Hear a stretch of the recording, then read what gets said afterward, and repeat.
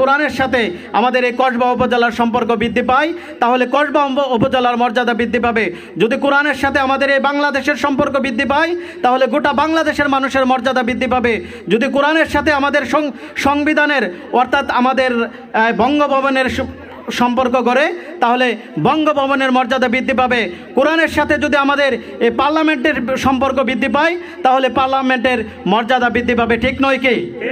প্রিয় ভাইরা, এজন্য আপনাদের কাছে আমরা যে মেসেজটা দিতে চাচ্ছি সেটা হচ্ছে, আমরা বিগত দিনগুলোতে এফএসি এই আওয়ামী সরকারের দীর্ঘ 16 বছরের দেশ শাসনের আমরা চিত্র আমাদের চোখের সামনে স্পষ্ট।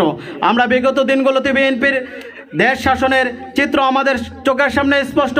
আমরা জাতীয় পার্টির দেশ শাসনের চিত্র আমাদের চোখের সামনে স্পষ্ট। প্রিয় ভাইরা, এজন্য আপনাদের কাছে আমরা বলতে চাচ্ছি, আল্লাহ রাব্বুল আলামিন দয়া করে আমাদেরকে এই 24-এর এই জুলাই বিপ্লবের মাধ্যমে আমাদেরকে যে নতুন বাংলাদেশ দিয়েছে, এই বাংলাদেশের মধ্যে